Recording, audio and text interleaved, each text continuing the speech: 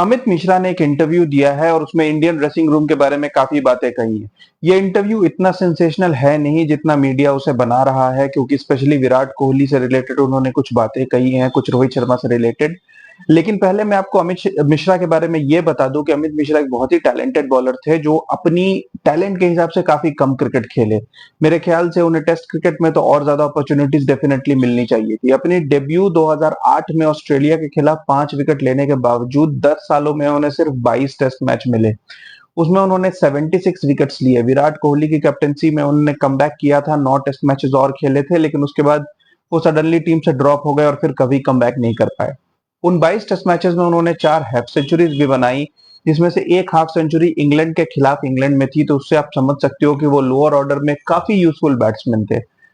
लेकिन हरभजन के जाने के बाद अश्विन और जडेजा आ गए, बीच में प्रज्ञान ओझा को भी कुछ टेस्ट मैचेस मिले, तो अमित मिश्रा को कभी भी रेगुलर रन नहीं मिला। इंडिया में भी उन्हें और अपॉर्चुनिटीज दी जा सकती थी मेरे ख्याल से, लेकिन उन्हें कंसिडर नहीं किया गया। ओडीआई में भी सिर्फ 36 मैचेस में उन्होंने 64 विकेट लिए। अपनी आखिरी सीरीज तक वो प्लेयर ऑफ द सीरीज रहे, लेकिन उन्हें फिर वहां पर भी बहुत लिमिटेड अपॉर्चुनिटीज मिली।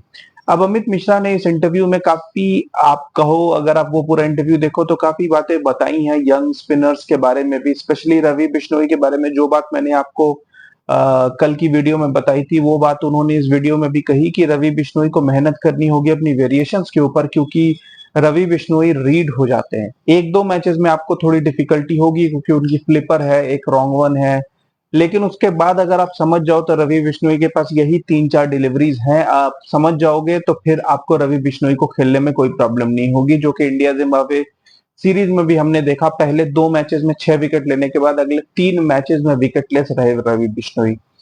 बाकी भी उन्होंने और स्पिनर्स के बारे में बात की। उन्होंने राहुल चहर को एक बहुत ही टैलेंटेड लेग स्पिनर बताया, बट कहा कि वो शायद थोड़े इनडिसिप्लिन से गुजर रहे हैं, जिसकी वजह से वो इम्प्रूव नहीं कर पा रहे। वरुण चक्रवर्ती के बारे में उन्होंने यही कहा कि वरुण चक्रवर्ती एक एवरेज बॉलर हैं, और इस तरीके के एक्सक्यूजेस देना कि उनके पास पीआर नहीं है इसलिए वो सिलेक्ट नहीं हो पा रहे, ये मायने नहीं रखता। अगर वो परफॉर्मेंस देते रहेंगे तो वो टीम में सिलेक्ट होंगे। उन्हें टीम में मौका मिला भी था, लेकिन वरुण चक्रवर्ती कुछ कर नहीं पाए थे। विराट कोहली और रोहित शर्मा से रिलेटेड उन्होंने जो बातें कही हैं, अगर आप सिर्फ उस एक बात को पकड़ोगे तो आपको ऐसा लगेगा कि वो सेंसेशनल बात है, लेकिन उन्होंने उस पूरी जर्नी की बात की है कि कैसे वो 13-14 साल से विराट कोहली को जानते हैं, जब वो डेली पिज्जा खाते थे। लेकिन जैसे जैसे विराट कोहली की टीम में वैल्यू बढ़ती गई, जैसे जैसे विराट कोहली की इंपॉर्टेंस बढ़ती गई, उन्होंने लोगों से कम्युनिकेट करना, बातचीत करना कम कर दिया। इसकी वजह से फिलहाल उनके टीम में कोई दोस्त भी नहीं है। उन्होंने ये भी कहा कि जो लखनऊ में उनके साथ इंसिडेंट हुआ था, जहां पे गौतम गंभीर और विराट कोहली के बीच झगड़ा हो गया था, वहां पर भी उन्होंने विराट कोहली की गलती को हाईलाइट करते हुए कहा कि जब झगड़ा हुआ तो वो झगड़ा खत्म हो गया था, लेकिन विराट कोहली का गुस्सा शांत नहीं हो रहा था, इसीलिए वो काइल मायर्स हो या कोई भी प्लेयर हो, विराट कोहली नॉन स्टॉप उन सबको कुछ ना कुछ बोल रहे थे, उकसा रहे थे, कुछ ऐसा कर रहे थे जिसकी वजह से लोगों को गुस्सा आ रहा था। अमित मिश्रा ने कहा कि हमें भी डगआउट में बैठ के गुस्सा आ रहा था कि अब ये क्यों Virat Kohli non stop ranting किए जा रहे हैं। अमित मिश्रा जब बैटिंग करने गए तब भी उन्होंने विराट कोहली से बात की और उनको कहा, तो उन्होंने कहा कि विराट कोहली हालांकि अमित मिश्रा की काफी रिस्पेक्ट करते हैं क्योंकि अमित मिश्रा उनके सीनियर रहे हैं, लेकिन उन्होंने अमित मिश्रा से कहा कि अब मुझे मत बोलो, आप उनको समझाओ। इवेंचुअली जब विराट कोहली पोस्ट मैच में भी कुछ ना कुछ बोलते रहे, तब गौतम गंभीर को गुस्सा आया और तब गौतम गंभीर ने जाके उनको इनकाउंटर किया। हालांकि इसमें भी अमित मिश्रा ने कहा कि बाद में गौतम गंभीर ही थे जिन्होंने जाके विराट कोहली से बात की और इस झगड़े को खत्म किया, वरना विराट कोहली झगड़े को कंटिन्यू करने के मूड में थे और शायद खुद से विराट कोहली कभी भी इस झगड़े को सॉर्ट आउट नहीं करते। रोहित शर्मा के बारे में तो उन्होंने जो कहा मैं आपको बता ही चुका हूं कि Rohit Sharma through out the year same रहे हैं, उनका बिहेवियर भी काफी अच्छा रहा है। उन्होंने धोनी की भी काफी तारीफ की और कहा कि धोनी एक बड़े अच्छे कैप्टन थे। सचिन के टेम्परामेंट की भी उन्होंने काफी अच्छी बातें की उनके बारे में। और फिलहाल अमित मिश्रा को यही कहना था कि कई प्लेयर्स ऐसे होते हैं जिनको कि करियर से रिलेटेड क्लैरिटी नहीं दी जाती, फ्यूचर से रिलेटेड क्लैरिटी नहीं दी जाती।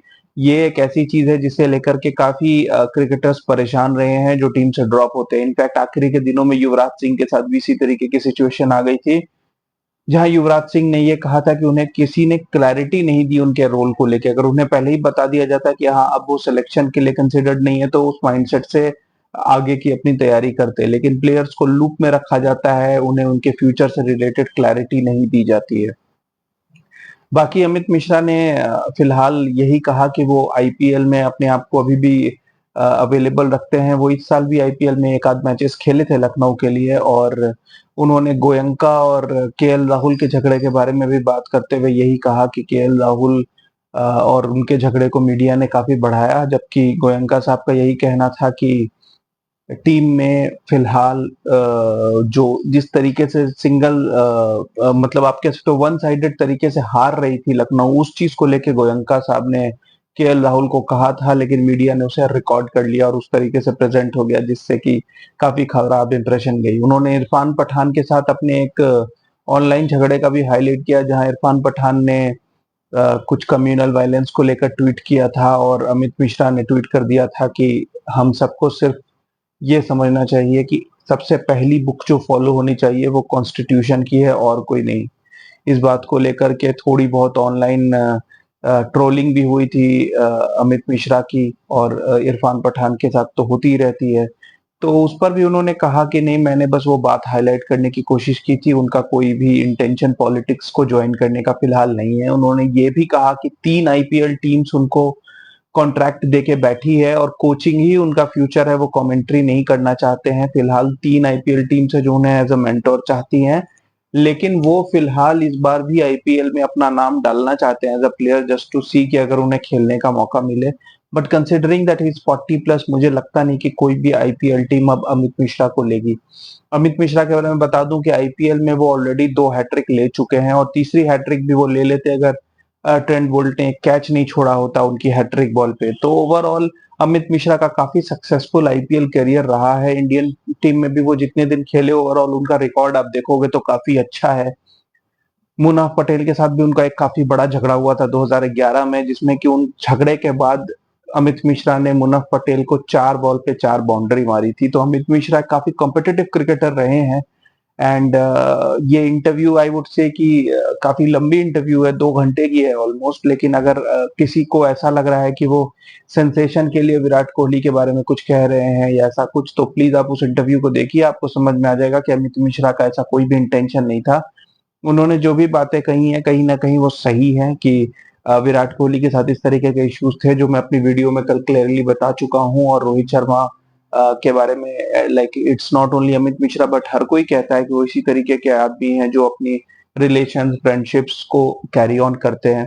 फ्यूचर कैप्टन को लेकर के भी अमित मिश्रा ने कुछ अच्छी बातें कही, उसमें स्पेशली जो शुभमन गिल से रिलेटेड बातें थी, कहीं ना कहीं कुछ ऐसी बातें उन्होंने कही जो मैं भी अपने वीडियोस में कहता हूँ कि शुभमन गिल को कैप्टेंसी नहीं आती। शुभमन गिल एक काफी पुअर कैप्टन है। अब जिम्बाब्वे के खिलाफ जीत से आप उनको जज नहीं कर सकते, लेकिन आईपीएल में भी आपने देखा होगा he looked clueless at times. और कहीं ना कहीं मुझे ऐसा लगता है कि वो फिलहाल अपनी पोजीशन को भी लेकर श्योर नहीं है, तो उनका आधा ध्यान अपनी बैटिंग पे रहता है और कैप्टेंसी फिलहाल शुभमन गिल के लिए नहीं बनी है। उन्होंने ये भी कहा कि मुंबई इंडियंस को सूर्य कुमार यादव को कैप्टन बना देना चाहिए, जिससे हार्दिक और रोहित गोइंग फॉरवर्ड साथ में खेल सकें। जसप्रीत बुमराह को भी ने भी इस झगड़े में कहीं ना कहीं रोहित की साइड ली थी, तो टीम में यूनिटी बने रहने के लिए सूर्य कुमार यादव को कैप्टन बना देना चाहिए। इंडिया टीम के लिए उन्होंने कहा कि हार्दिक और ऋषभ पंत अच्छे ऑप्शंस हैं। तो मेरे ख्याल से उनकी बातें काफी अच्छी थी। आपको भी ये मौका लगे तो ये इंटरव्यू जरूर देखिए, मगर ओवरऑल उनके इंटरव्यू की मेन हाइलाइट्स यही सारी पॉइंट्स थी। आपको कैसा लगा प्लीज कमेंट सेक्शन में बताइए। Keep watching guys, thank you.